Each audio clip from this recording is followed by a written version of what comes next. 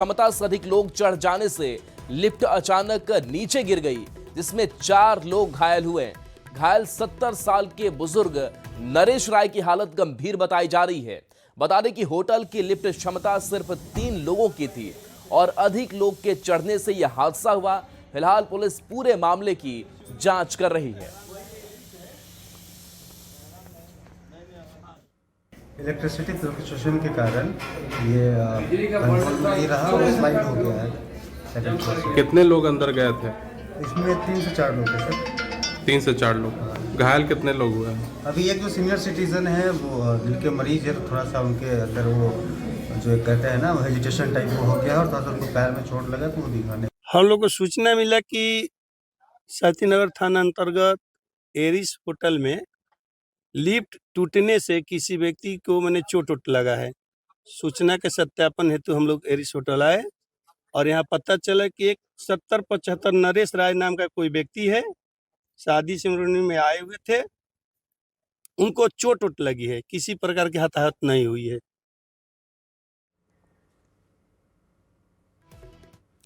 अब देखिए, इस हादसे के बाद कई सवाल है कि भीड़ रोकने के लिए होटल ने क्या व्यवस्था की थी। सवाल यह भी है कि कम क्षमता वाली लिफ्ट पर होटल को लाइसेंस कैसे मिला, यह भी बड़ा सवाल है। जो यह हादसा सामने आया है, यह तस्वीर और इस तस्वीर से जुड़े कई सवाल, और सवाल यह भी है कि क्या लिफ्ट के नियमित मेंटेनेंस और सेफ्टी की जांच हुई थी।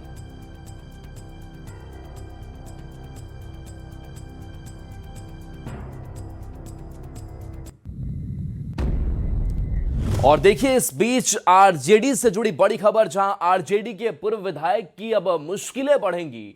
रीतलाल यादव की मुश्किलें बढ़ने वाली हैं। पुलिस ने ईडी को जांच रिपोर्ट सौंप दी है। संगठित अपराधी गिरोह चलाने का आरोप रीतलाल के ऊपर। ईडी रीतलाल पर केस दर्ज कर सकती है। अभी रीतलाल यादव जेल में बंद है।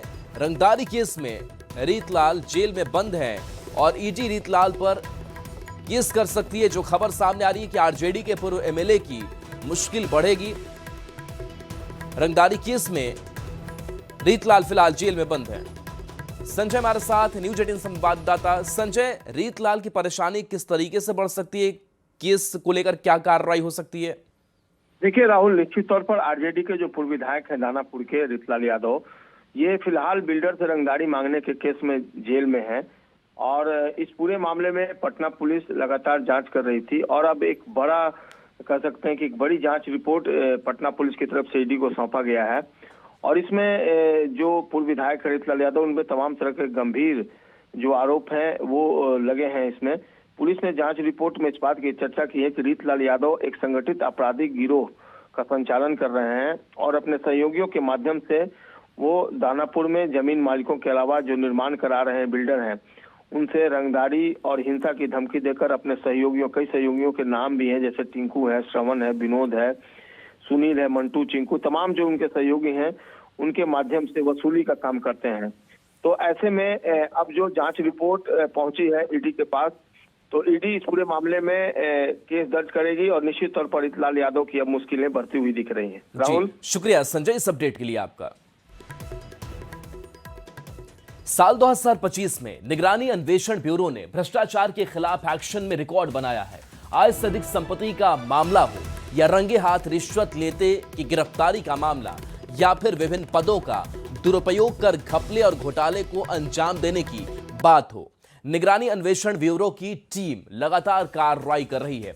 साल 2025 में रंगे हाथ रिश्वत लेते गिरफ्तारी के मामले में निगरानी अन्वेषण ब्यूरो ने 82 कांड दर्ज किए हैं।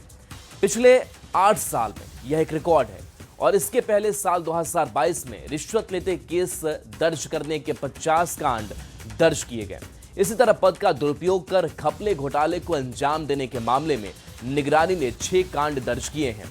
आय से अधिक संपत्ति मामले में भी निगरानी ने इस साल 14 कांड दर्ज किए हैं, जिसमें 11 करोड़ की अवैध संपत्ति का मामला उजागर हुआ है।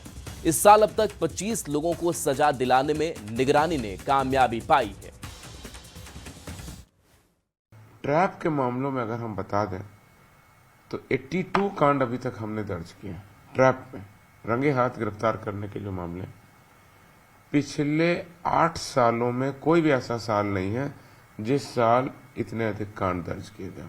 पिछले 8 सालों में मात्र 2022 में 50 कांड दर्ज। कुल मिलाकर के निगरानी अन्वेषण ब्यूरो का आज तक का आंकड़ा 100 को पार कर गया। अब हमने 102 FIR दर्ज किया और इसमें भी अगर पिछले 8 वर्षों का आंकड़ा लें तो पिछले 8 वर्षों में किसी भी साल में इतनी FIR नहीं दर्ज। और इससे भी बड़ी उपलब्धि है हमारी भ्रष्ट अपराधियों पर कार्रवाई तो लगातार चल रही है। भ्रष्ट अपराधियों को कानून से, कोर्ट से ट्रायल के बाद सजा दिलाने की काम से ज्यादा 25 मामलों में सजा सुनाई गई और ये 25 मामलों में जो सजा सुनाई गई इस साल 2025 में अभी तक ये पिछले 25 सालों का रिकॉर्ड है। बिहार में नई सरकार बनने के बाद माफिया पर कार्रवाई तेज हो गई है। मुजफ्फरपुर में पुलिस ने 110 कुख्यात अपराधियों की लिस्ट तैयार की है जिन पर गंभीर वारदातों में शामिल होकर अवैध संपत्ति बनाने का आरोप है।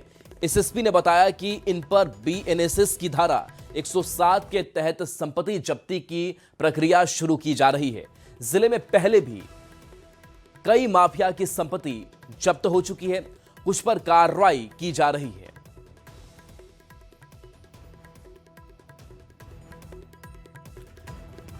तो देखिए, ये माफिया जिनकी अब खैर नहीं, इनकी पहचान कर इनके ऊपर लगातार कार्रवाई की जा रही है। हम लोगों ने 110 ऐसे अपराधी का हम लोगों ने आइडेंटिफिकेशन किया है जो जिनके द्वारा अपराध के द्वारा संपत्ति अर्जित की गई है।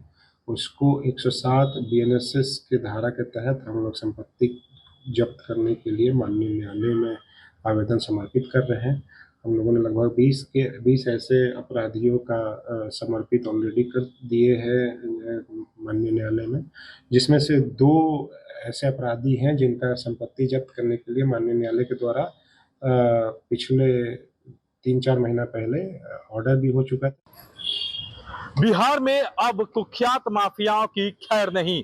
पहले ही बिहार के डीजीपी विनय कुमार ने एक लिस्ट जारी कर दिया है जिसमें कुख्यात माफियाओं का नाम शामिल है जिन पर सख्त कार्रवाई करने की बात कही गई है। वहीं मुजफ्फरपुर की बात करें तो मुजफ्फरपुर में भी 110 कुख्यात माफियाओं का लिस्ट तैयार कर लिया गया है जिसने क्राइम के माध्यम से, अपराध के माध्यम से जिसने अवैध संपत्ति अर्जित की है उन सब की संपत्ति जब्त की जाएगी। पहले भी 2 कुख्यात माफिया पर कार्रवाई हो चुकी है जिसमें अनंजर, ओमकार और चुन्नू ठाकुर का नाम शामिल है। वहीं एसएसपी सुशील कुमार ने बताया है कि अब 110 अन्य माफियाओं का भी नाम फाइनल कर लिया गया है, लिस्ट तैयार है और उन सब के खिलाफ बड़ी कार्रवाई होगी। गंभीर कांडों में संलिप्त रहे हैं और अपराध के माध्यम से उन्होंने जो अवैध संपत्ति है वह अर्जित की थी और ऐसे में उन सब के खिलाफ कार्रवाई होगी और बहुत जल्द इन सभी अपराधियों के खिलाफ पुलिस जो है वह कड़ा एक्शन लेने की तैयारी कर रही है। मुजफ्फरपुर से न्यूज़ 18 के लिए प्रियांक सौरभ। और खबर बक्सर से है जहां एसपी शुभम आर्य ने अर्जुन यादव हत्याकांड मामले में 2 शूटरों को गिरफ्तार किया है। पुलिस को इसके पास से 80 खोखे, 6 जिंदा कारतूस और 1 राइफल बरामद हुआ है। अर्जुन यादव की चौसा पावर प्लांट के पास 26 मई को गोली मारकर हत्या कर दी गई थी। एसपी शुभम आर्य ने बताया कि शूटर निखिल यादव का आपराधिक रिकॉर्ड लंबा है। यह बिहार और उत्तर प्रदेश में आपराधिक घटनाओं को अंजाम देता था। तो अर्जुन यादव हत्याकांड में यह बड़ा खुलासा, बक्सर से यह बड़ी खबर बता रहे हैं जहां एसपी की तरफ से जानकारी दी गई है कि शूटर निखिल यादव का आपराधिक रिकॉर्ड भी लंबा रहा है और यह बिहार और उत्तर प्रदेश में आपराधिक घटनाओं को अंजाम दे चुका है। कि इसमें जो निखिल यादव हैं, निखिल यादव के ऊपर देखिए 13 जो है आपराधिक इतिहास है। इसमें कि जो 12 आपराधिक इतिहास है वो यूपी के विभिन्न थाना क्षेत्रों से संबंधित है और एवं मुफस्सिल में जो है मुफस्सिल का 232 यानी कि जो कि अर्जुन यादव हत्याकांड था उसमें इनकी जो है मेन भूमिका जो है वो पाई गई थी। बिहार में अब माफिया बच नहीं पाएंगे। अब माफिया अपराधियों और शोधों की खैर नहीं है। इन सलाखों के पीछे भेजने की तैयारी शुरू हो गई है। डिप्टी सीएम सम्राट चौधरी ने एक बार फिर से अपने इरादे साफ कर दिए हैं। ये रिपोर्ट आपको दिखाते हैं। तारीख 18 नवंबर 2025, इलाका पटना। बालू माफिया ने 2 जवानों को कुचला। क्या अपराधियों के लिए खैर नहीं है? ये तस्वीरें इस बात की तस्दीक करने के लिए काफी कि कैसे बिहार में बालू और जमीन माफिया का साम्राज्य चलता है। लेकिन अब ये माफिया नहीं बच पाएंगे। महिलाओं से छेड़खानी करने वाले शोहदों की भी अब शामत आने वाली है। कानून तोड़ने वाले अब सलाखों के पीछे होंगे। गृह मंत्री सम्राट चौधरी ने ऐसे बदमाशों पर नकेल कसने की पूरी तैयारी कर ली है। और जो सबसे महत्वपूर्ण चीज है, मैंने निर्देश किया है बिहार की पुलिस को, किसी भी कॉलेज हो, कोई भी विद्यालय हो, स्कूल हो, जहां पर भी छेड़खानी करने वाले लोग हो, उसको तुरंत पकड़कर जेल के अंदर डालना है। उसको छोड़ा नहीं जा सकता। और मैं स्पष्ट तौर पर कहता हूं कि अपराधी को बचाया नहीं जा सकता। और ऑर्गेनाइज क्राइम बिहार में नीतीश जी के राज में नहीं हुआ।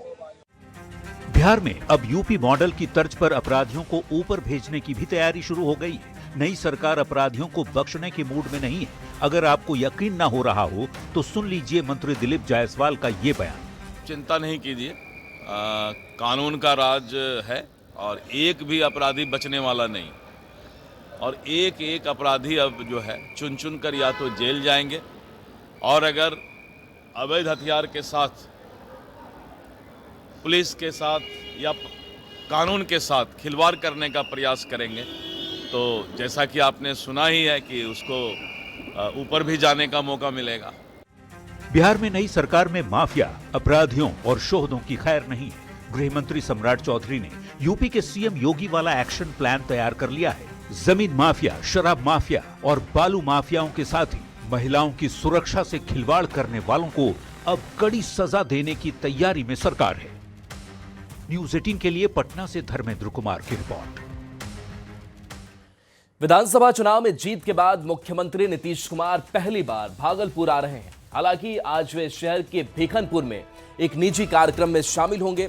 इसके साथ ही समीक्षा भवन में कई विभागीय अधिकारियों के साथ समीक्षा बैठक भी कर सकते हैं। बैठक में प्रशासनिक मामलों की चर्चा होगी। मुख्यमंत्री के आगमन को लेकर जिला प्रशासन और पुलिस पूरी तरह से अलर्ट मोड पर है।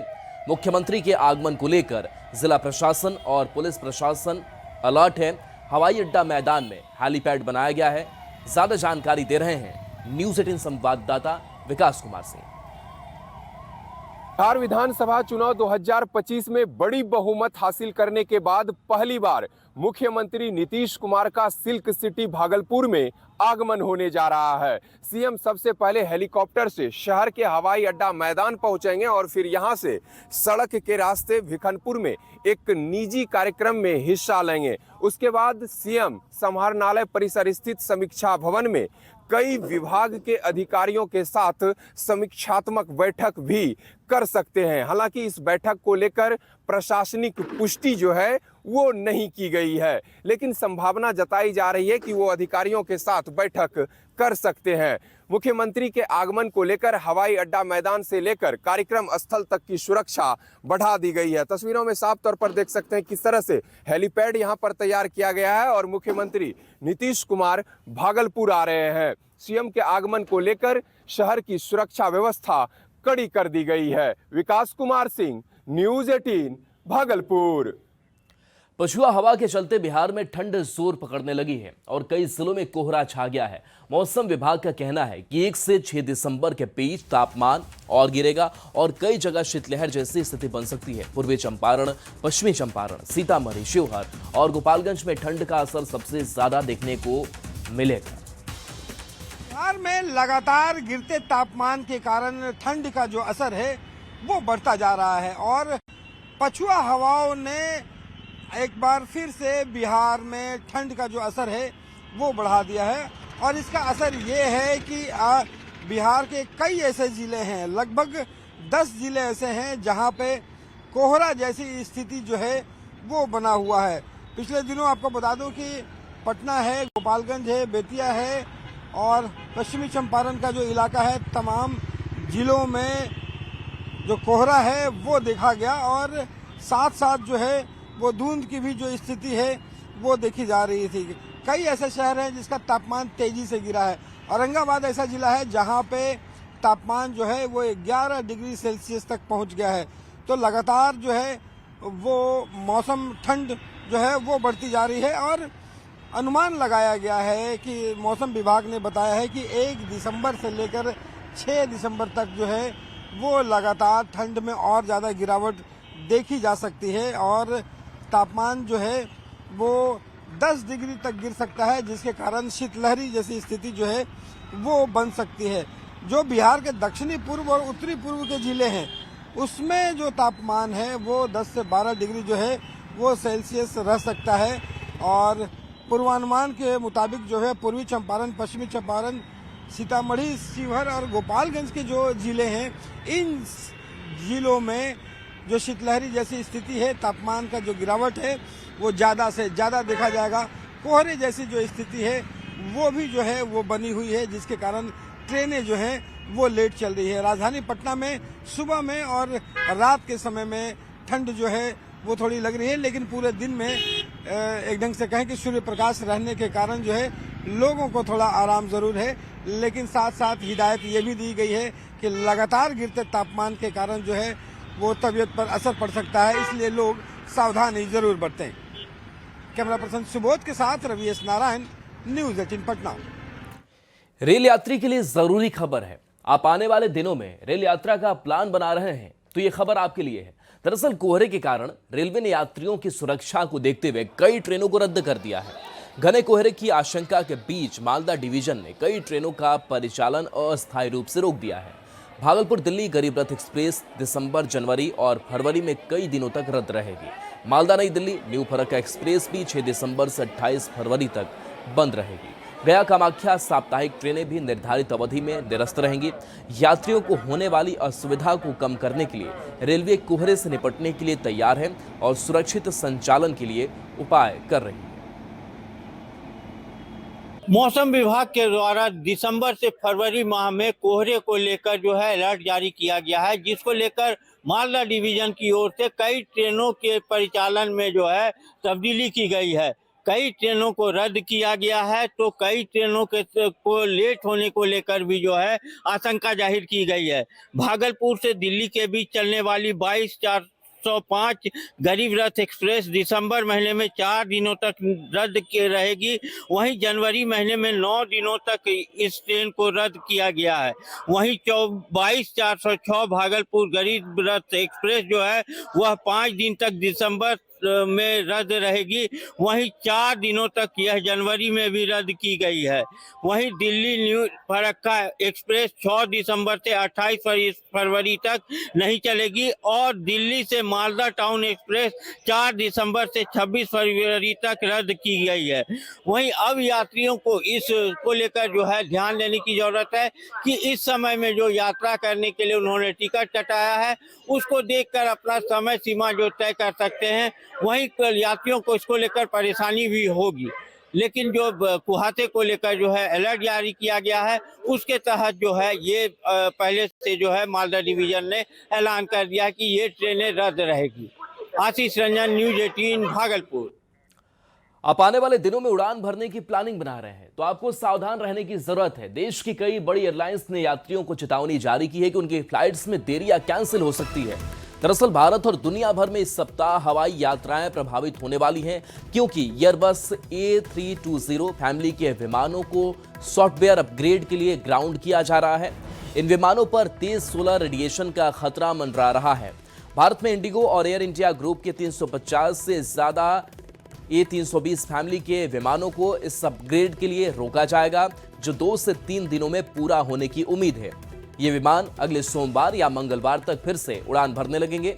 एयरबस A32 के विमानों में होने वाला इस सॉफ्टवेयर अपग्रेड के कारण दुनिया भर में करीब 6000 विमानों पर इसका असर पड़ेगा।